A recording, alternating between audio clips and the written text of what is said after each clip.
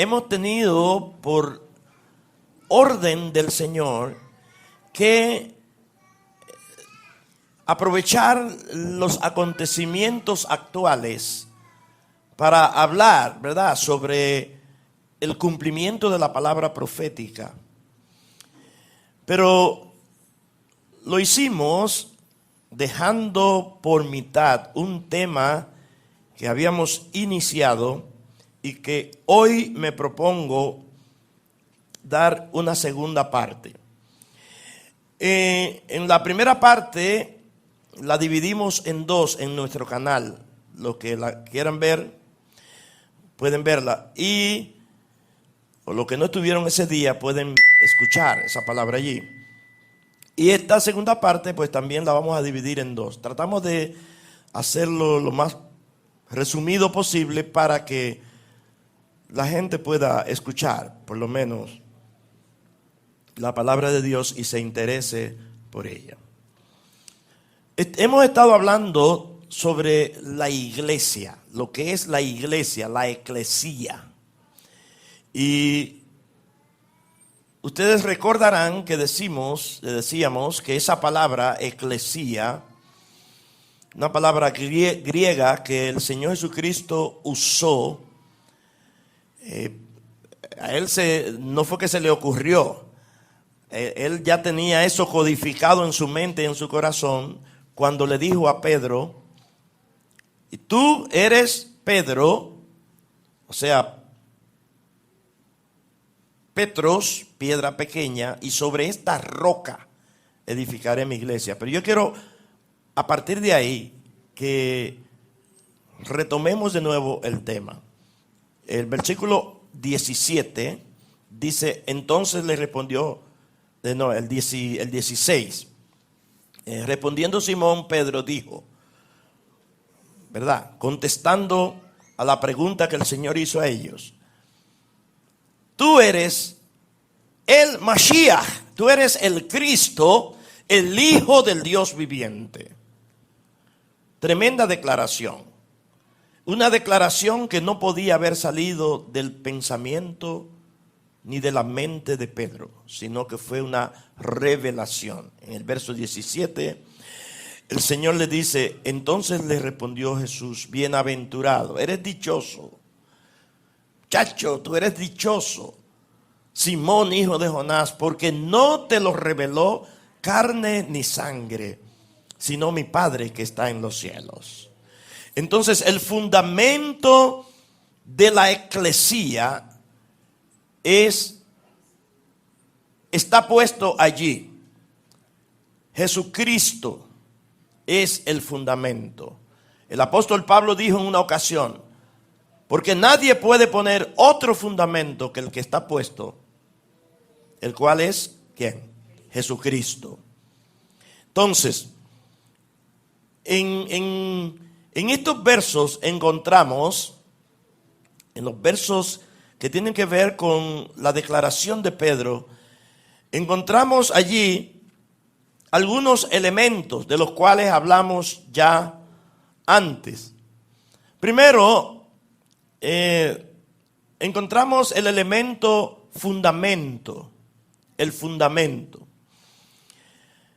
Y recuerdan que cuando hablamos del fundamento, cuando él dijo sobre esta roca, no Petros, sino roca, que es Jesucristo como el Señor, sobre este fundamento yo edificaré mi iglesia. Entonces, los elementos que encontramos en estos versos son tres. Número uno, el fundamento. Y ya lo desglosamos. Número dos, Y allí fue que quedamos. La edificación o edificio. Él dijo, edificaré mi iglesia. El trabajo de la edificación, Él es quien lo dirige. ¿Por qué? Porque no solamente Él edifica, sino que existen o hay en el cuerpo de Cristo los edificadores. Recuerdan que la palabra eclesía significa pueblo llamado afuera, pero eso no tiene que ver con lo que la gente ha predicado sobre eso. Gente llamado afuera y la connotación que se ha dado es, nosotros no fuimos llamados a estar en cuatro paredes, sino a salir afuera a predicar el evangelio. Eso no es lo que quiere decir eclesía. Cuando habla de pueblo llamado afuera, ustedes recuerdan que le puse el ejemplo de todas aquellas polis griegas, aquellas islas que escogían a una persona o a varias personas para ir a Grecia a representar cada uno su jurisdicción. Y allí se conformaba una especie de tribunal, ¿verdad? Donde se legislaba desde allí. Pero cada persona representaba su lugar de origen. Estoy hablando de las diferentes y tantas islas que tenía Grecia. Entonces, el Señor usa ese término. ¿Por qué? Porque vimos en Apocalipsis, mientras adorábamos ahorita, que aquellos 24 ancianos, dice, tú nos has redimido de toda tribu, lengua y nación, y nos has hecho para nuestro Dios reyes y sacerdotes. Eso quiere decir entonces que el Señor nos sacó a todos los que conformamos la eclesía, nos sacó ¿de dónde? A cada uno de su lugar. Y resulta que ahora ya no somos ciudadanos de la tierra, ahora somos ciudadanos del cielo.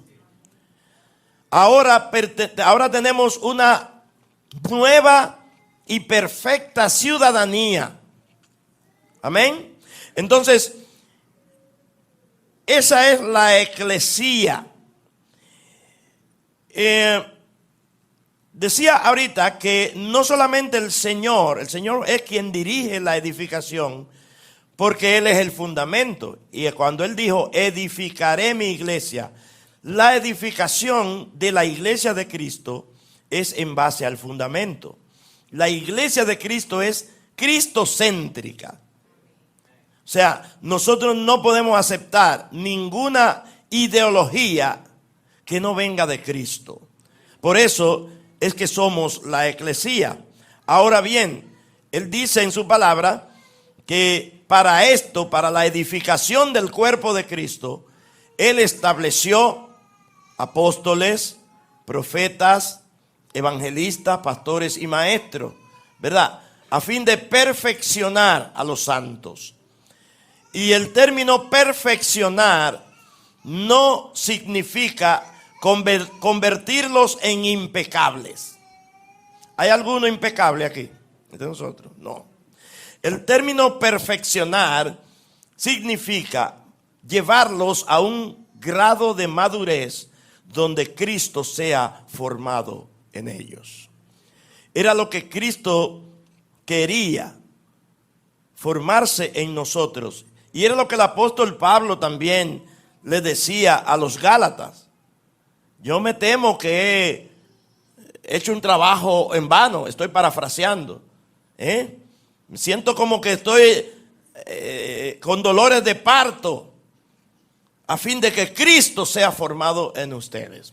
Entonces, el edificar la iglesia, la eclesía, es un trabajo del mismo Señor Jesucristo, pero Él usa a sus colaboradores. En 1 Corintios capítulo 3, verso 9, Él dice Pablo a los corintios, porque nosotros somos colaboradores de Dios y vosotros sois labranza de Dios ¿Que soy qué? Edificio de Dios. Edificio de Dios. Yo quiero que leamos entonces en Efesios el capítulo 2, algunos versículos allí y que vayamos descodificando algunas cosas en torno a lo que es la eclesía. En el versículo 10 del capítulo 2 de Efesios dice: porque somos hechura suya, creados en Cristo Jesús para buenas obras, las cuales Dios preparó de antemano para que anduviésemos en ellas. Por tanto, acordaos de que en otro tiempo vosotros, los gentiles. ¿Quiénes son los gentiles? Aquellos extraños a la ciudadanía de Israel. Todo el que no era de Israel era denominado gentil. Y así se le llamaba a los griegos, así se le llamaba a los romanos, así se le llamaba a otras nacionalidades en aquellos tiempos, gentiles. Y no es un término despectivo, realmente se le llamaba así porque desconocían las virtudes de aquella nación y no tenían afinidad con los lineamientos que Dios le había dado a la nación de Israel, como es el caso de los 10 mandamientos, ¿verdad? Y lo que es la Torá. Entonces, Pablo le está diciendo aquí a los efesios: acuérdense de que en otro tiempo ustedes, los gentiles, en cuanto a la carne, erais llamados incircuncisión, porque el pacto que Dios hizo con Abraham tenía que ver con el cortar el prepucio al hombre, ¿verdad? Lo que es la circuncisión física. Y pues así se le llamaba a aquellas personas que estaban bajo ese pacto, los de la circuncisión. Pero a los gentiles no tenían nada que ver con eso. Entonces dice, ustedes eran llamados incircuncisión por la llamada circuncisión hecha con mano en la carne. Ahora dice: en aquel tiempo estabais sin Cristo, alejados de la ciudadanía de Israel y ajenos a los pactos de la promesa, sin esperanza y sin Dios en el mundo.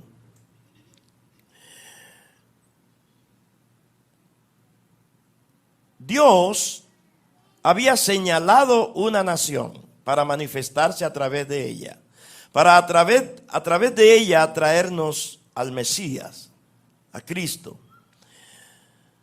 Sin embargo, aquella nación endureció su corazón. Hay una palabra que es un endurecimiento. Y a los romanos, Pablo le habla acerca del endurecimiento de Israel. Ellos endurecieron su corazón y eso fue el medio que Dios usó para entonces conectarnos con esa ciudadanía. Entonces, es bueno que sepamos que cuando la Biblia nos habla de Israel, no nos está hablando ahora mismo en este contexto del nuevo pacto, no nos está hablando de una nación terrenal. Hay errores que cometemos muchas veces. Por ejemplo, muchas veces decimos que Dios tiene un pueblo terrenal y un pueblo celestial. ¿Han oído eso? ¿Cuántos han oído eso? Dios tiene un pueblo terrenal y un pueblo celestial. Eso no es así. Eso no es así. Lo vamos a ver ahora, más adelante. Dice que Dios provocó endurecimiento en la nación, o sea, para entonces nosotros venir. Esto es en Romanos que está el versículo que habla acerca de el endurecimiento de la nación. Para entonces nosotros venir ahora a formar parte de un solo pueblo. Pero ahí mismo lo podemos leer. Dice en el versículo 13. ¿Están aquí?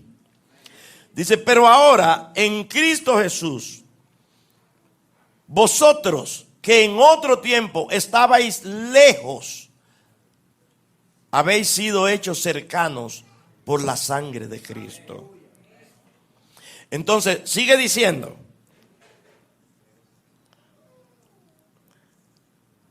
Porque Él es nuestra paz, que de ambos pueblos, estoy hablando de los gentiles y de Israel, de ambos pueblos, hizo uno.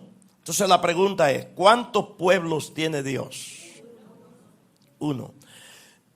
Nosotros debemos estar bien claros con eso, porque ahora mismo nosotros estamos, podríamos decir que lamentando acontecimientos que se están dando en el mundo en torno a la nación de Israel. Pero recuérdense que Israel en juicio se pronunció, se autoadjudicó un juicio cuando crucificaban al Señor. Ellos dijeron, los judíos en aquel tiempo, su sangre sea sobre nuestra cabeza y sobre la de nuestros hijos. Dios desechó a ese pueblo. No quiere decir que Dios lo desechó. Dios nos abrió a nosotros la brecha para que formemos parte de ese cuerpo que se llama el cuerpo de Cristo, la eclesía, conjuntamente con todo israelita que se convierta a Jesucristo. El problema está en que ellos le rechazaron. Ellos lo obviaron. Y hasta el día de hoy, ellos como nación no aceptan a Yahshua como el Mesías. Ellos están esperando su Mesías. Y en estos días, donde ya las naciones se están uniendo contra Israel, ellos están clamando a viva voz que venga nuestro Mashiach. Pero va a venir aquel con su propio nombre, ¿verdad? Que no viene en nombre del Padre, sino que viene en su propio nombre. Y ellos lo van a recibir como el Mesías. Cuando realmente el verdadero Mesías vino ya. Y dice Juan, mas a todos los que les recibieron. Levanten la mano los que les recibieron. Amén. Los que creen en su nombre les dio potestad de ser hechos hijos de Dios. Nosotros creímos y abrazamos el Mesías que ellos rechazaron. Pero Dios ama a esa nación como ama a todas las naciones del mundo. Las naciones son de Dios. Él dijo, mía es la tierra y su plenitud, el mundo y los que en él habitan. Por lo tanto, Israel sencillamente está pagando las consecuencias de no haber recibido a Jesucristo como su Mesías. En estos días, cuando comenzó la guerra que se está librando ahora actualmente entre los terroristas, ¿verdad? Contra un grupo terrorista. Quiero mencionar el nombre porque estamos en las redes para que no me quieran suspender el video. En estos días se dice que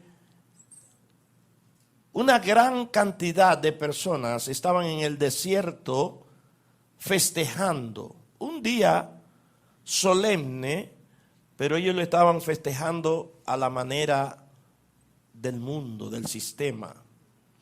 Ellos no estaban adorando al Dios de Israel. Inclusive se puede ver una imagen de un Buda o una imagen en el desierto donde ellos estaban. Y Dios siempre ha sido celoso con nosotros. No sé cuántos saben que el Espíritu Santo nos anhela celosamente. Oiga esto, nada ni nadie puede ocupar en nuestras vidas el lugar de Cristo. Nada, oiga bien, diga, nada ni nadie. Amamos a nuestros hijos, sí, pero ellos no pueden ocupar el lugar de Cristo. Yo amo a mi esposa, sí, pero ella no puede ocupar el lugar de Cristo en mi vida. Amo a mis hermanos biológicos, sí, pero no ocupan el lugar de Cristo. No deben ocupar el lugar de Cristo. Absolutamente nada tampoco. Hay personas que le dan el lugar de Cristo a su carrera, a su negocio, a su posición. Hay otros que le dan el lugar de Cristo hasta a un vehículo. Aman más un vehículo que a Cristo. Hay otros que le dan el lugar de Cristo a cualquier otra cosa sencilla. Un atuendo, lo que sea. Pero nada ni nadie debe ocupar el lugar de Cristo en nuestra vida. Y Él es celoso. El Espíritu Santo que Él ha hecho morar en nosotros, dice, nos anhela celosamente. Por lo tanto, ese fue un momento donde ellos abrieron, eso fue, me parece que fue el día 7 o el 17. ¿Sí? Abrieron una brecha en el mundo espiritual y en el mundo físico se abrió esa misma brecha donde los enemigos entraron de muchísimas maneras, rompieron una valla, entraron en parapentes, entraron, ¿verdad? Cayeron allí en paracaídas y todo ese tipo de cosas. Y agarraron a muchas personas y, según las noticias, masacraron a muchos también. Pero había una legalidad en el mundo espiritual y entonces, pues, por eso se dio ese problema. Amamos a la nación, sí, así como debemos amar a los haitianos, a Haití. Amamos a Israel, así como debemos amar a Guatemala y todas las otras naciones. Y anhelar que la salvación llegue a todas esas naciones, a esos países. Pero resulta que yo ahora no soy dominicano. Diga, yo no soy dominicano, aunque lo sea. Yo soy ahora ciudadano del cielo, porque el Señor me sacó de una familia dominicana para introducirme en su familia. La eclesía es la familia de Dios. Recuerdan que yo les decía, en hebreo, el término que se usa para la casa es bayit. En el griego es oikos, por lo tanto, no habla de una edificación, habla de una familia. Por eso es que en este momento, en este tiempo, Dios está restaurando el concepto de familia que se ha perdido con el transcurrir de los tiempos. Aún nosotros tenemos que ir cambiando los conceptos. Tenemos que irlo eliminando. Hay conceptos escriturales que tenemos que ya han caducado en esta estación en la que estamos viviendo. Y lo primero es saber que Dios ahora que tiene un nuevo pueblo, que de ambos hizo uno solo, no nos ve como ovejas. Dios nos ve ahora como hijos. La oveja, les decía, es un animal torpe. Y el que ha confiado en Jesucristo ha desplazado toda torpeza. Nosotros somos hijos. Y aunque a veces nos portamos mal como hijos, pero Él nos ama y nos anhela como sus hijos, porque ahora pasamos a ser la familia de Dios, el pueblo de Dios, que es uno solo, donde no hay judío, ni griego, ni siervo, ¿verdad?, ni libre, dice la palabra de Dios. Entonces, todos estamos claros con eso. Entonces dice que de ambos pueblos Él hizo la paz, dice el versículo 16, mediante la cruz reconciliar con Dios a ambos, tanto judíos como gentiles, en un solo cuerpo, matando en ella las enemistades. Y vino y anunció las buenas nuevas de paz a vosotros que estabais lejos. ¿Cuántos estaban lejos? Bueno, hermano, yo sí estaba lejos. Yo nunca pensaba que el Señor me iba a entregar este privilegio tan grande de hacerme su hijo. Pero por la fe en Jesucristo lo alcancé. Y no lo alcancé por mis méritos, porque Él depositó la fe primero para que yo, por medio de la fe, alcance la salvación. Esto no es por lo que usted haga, esto fue por lo que Él hizo. ¿Cuántos dan gloria al Señor? ¿Y qué fue lo que Él hizo?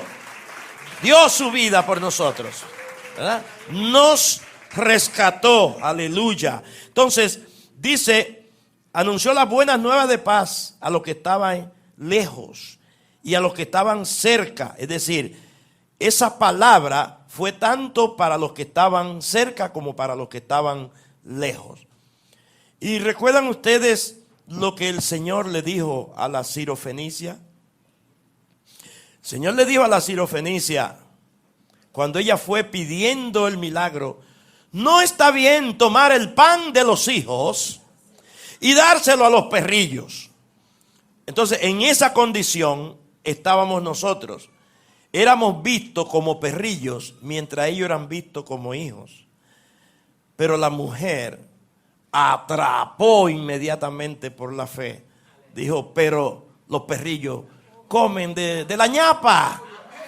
Los perrillos comen de la migaja también. Entonces eso dijo, pues el Señor, oye, pero ni en Israel he visto una fe tan grande.